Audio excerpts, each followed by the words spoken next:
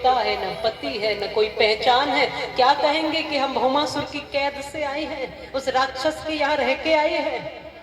कौन कहेगा कि हम पवित्र हैं? कौन कहेगा कि हमारी कोई गलती नहीं है प्रभु?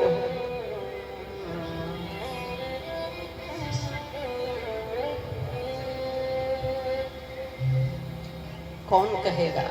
हम कमजोरों का साथ कौन देगा? जिसने पैदा किया उसी ने साथ नहीं दिया, तो हमारा साथ कौन देगा? हम किससे उम्मीद करेंगे प्रभु? हमारे पास कोई घर नहीं है। जब रुदन करने लगे, जब रोने लगे, जब दुखी होने लगे, भगवान ने उनको स्थान दिया। भगवान ने कहा कि चिंता मत करो, मैं तुम्हारा पति हूँ, मैं तुम्हारा हाथ पकड़ूंगा, द्वारिका में जाकर सबके सब निवास करो। और कोई पूछे कि कौन हो, अगर परिचय की आवश्यकता पड़े तो एक स्वर में बिना डरे बिना झिझके कह देना, हम द्वारिकाधीश भगवान श्री कृष्ण की पत्नी है। पर द्वारिकाधीश कोई सामान्य व्यक्तित्व नहीं थे उस समय। द्वारिकाधीश का ओहदा ये था, पूरी दुनिया से जहां पर श्रेष्ठ लोग आए हों और उसमें सबसे पहली पूजा भगवान श्री कृष्ण की हुई, उस समय जो स्थान था, भगवान द्वारिकाधीश के सम्मुख कोई बोल नहीं पाता, कोई कह नहीं पाता। इसलिए इतने ऊंचे स्थान पर रहने वाले किसी व्यक्तित्व ने अगर इतनी स्त्रियों को सहारा दिया और एक साथ कहा कि कह देना कि मैं तुम्हारा पति हूँ, अरे उन 16,100 के नहीं, वो तो जगत के पति है। उस जगत पति ने आज धर्म की स्थापना के, नारी के सम्मान के लिए ये कदम उठाया। उंगली उठाना बहुत जल्दी हो जाता है और बहुत छोटी बात है और बहुत जल्दी से कर देते हैं, बहुत आसान है। किसी के भी चरित्र पर उंगली उठाना बहुत आसान है, और विशेषकर माताओं के लिए तो यही शब्द बहुत जल्दी, उसके चरित्र को लेके उसको तमाम बार तोड़ दिया जाता है। एक क्षण नहीं लगता है। जो माँ अपने चरित्र को संभालने के लिए पूरा जीवन लगाती है एक स्त्री, उस चरित्र को धूमिल करने के लिए एक पल नहीं लगता है उंगली उठाने में।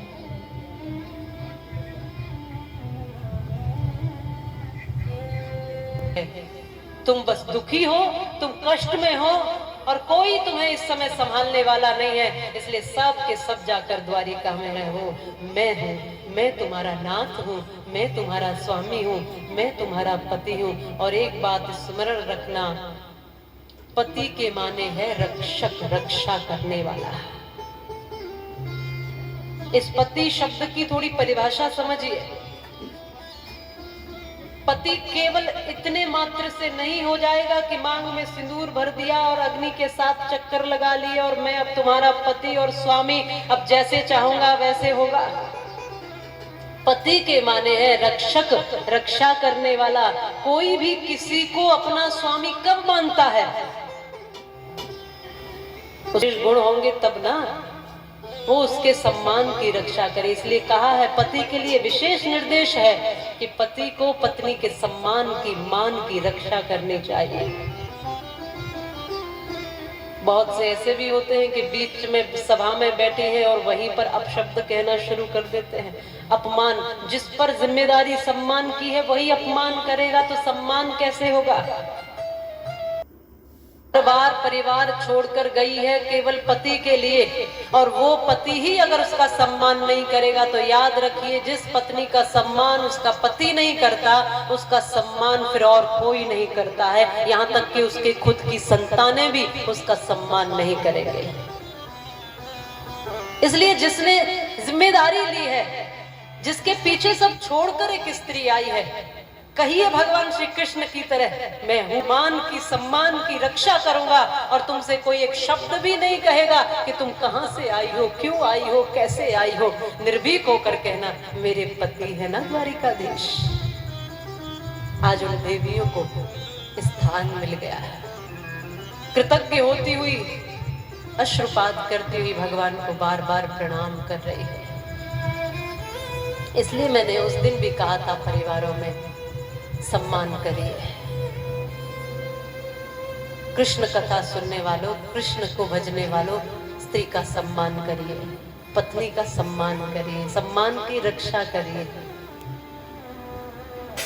उसके आंचल पर तुम्हारे कारण दाग ना लगे, सम्मान करो। आज भगवान श्री कृष्ण से ये सब देवियां कह रही हैं, प्रभु जीवन पर्यंत आपके ऋणी रहेंगे। आप किसी के मन में कैसे स्थान पाते हो? अपने अहंकार के कारण या प्रेम के कारण? प्रेम के कारण। श्री कृष्ण सबके प्यारे क्यों है बोलो? प्रेम के कारण ना। श्री कृष्ण ने सबको सहारा दिया, सबको प्रेम दिया, सबको अपना समझा है, इसलिए हर कोई श्री कृष्ण को अपना मानता है। बस दुष्टों की बात अगर छोड़ दे तो हर कोई कृष्ण भगवान का प्रेमी है। अगर राक्षसों की बात छोड़ दें, जिनकी गलत वृत्तियां हैं, बाकी सब भगवान को प्यारे, और सब भगवान को प्यारे हैं, और भगवान सबको प्रेम करते हैं। इसलिए आज भी यदि कोई बात हो, कोई भाव हो, कोई ऐसी स्थिति हो जब हमें लग रहा हो कि हमारा साथ कोई नहीं देगा, विपरीत स्थिति है, कोई हमारे साथ नहीं है, उस समय ठाकुर जी को पुकार लेना। कभी कभी ऐसा आता है ना, मैं सभी को बोल रही हूँ, स्त्री हो या पुरुष हो, कभी कभी जब ऐसा समय आए कि लगे कि पति भी साथ नहीं दे रहा, लगे कि पत्नी भी साथ नहीं दे रही, लगे कि बच्चे भी साथ नहीं दे रहे, लगे कि जो समाज है, परिवार है, कोई साथ नहीं है, लगे कि ये शरीर भी साथ नहीं दे रहा, तब उस स्थिति में गोविंद को पुकार लेना, वो जरूर साथ देगा, वो जरूर साथ। जब व्यक्ति दुनिया से हार जाता है तब ठाकुर उसका सहारा बन जाता है। इसलिए तो बाबा को क्या कहते हैं? हारे का सहारा। जब सबसे हार जाता है, इनको हारे का सहारा इसीलिए भी कहते हैं कि जो हारता हुआ व्यक्ति है उसके साथ हो जाते हैं, उसको हारने नहीं देते। बस ये है कि वो निश्चल होना चाहिए। भगवान श्री कृष्ण ने पूछा था, इनका नाम तो बर्बरीक, तो पूछा था कि किसका साथ दोगे महाभारत के युद्ध में? जो हारेगा प्रभु उसका साथ दूंगा। भगवान जानते थे कौन हारेगा, तो भगवान ने शीश का दान मांग लिया और एक पल नहीं लगाई, दे दिया। इसीलिए जो त्याग करना जानता है, जो देना जानता है, फिर जीवन पर्यंत, मानो जिन्होंने उस समय शीश दिया था लेकिन वो सदैव के लिए अमर हो गए, हमेशा के लिए अमरत्व को प्राप्त कर गए, कृष्ण स्वरूप हो गए।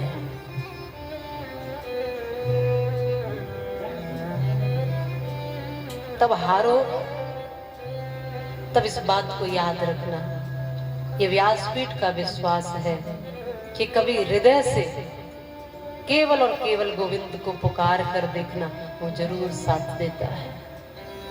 और आपके अनुभव में कई बार ऐसा आया भी होगा, हमारे अनुभव में आया है इसलिए कह रहे हैं, और आप सबके अनुभव में कभी न कभी ये आया होगा। जो काम आपको असंभव से लगते होंगे, अब हो ही नहीं सकते, ये बात बन ही नहीं सकती, वो बात भी बन जाती है जब इसकी कृपा होती है। इसलिए आओ भाव से उनको धन्यवाद करके ये कह दीजिए, प्रभु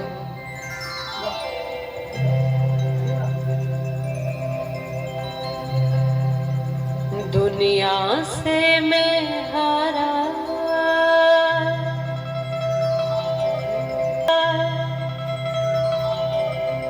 तो आया तेरे द्वार,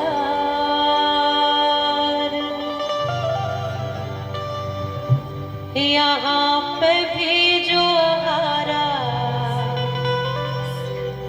कहाँ जाऊं मैं सरकार।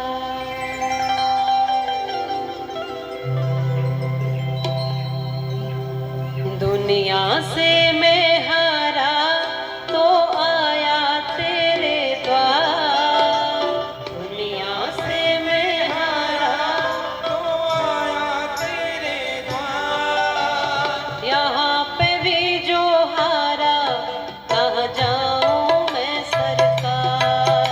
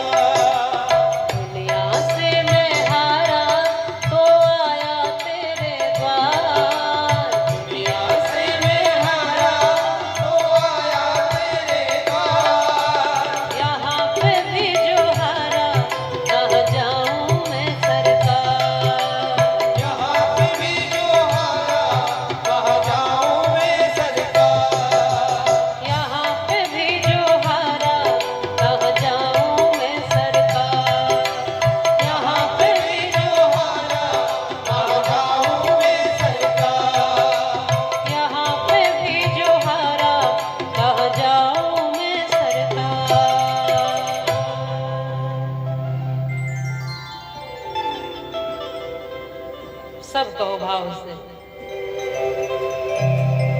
दुनिया से मैं हारा हो आया तेरे द्वार, यहाँ पे भी जो हारा कहाँ जाऊं मैं सरकार।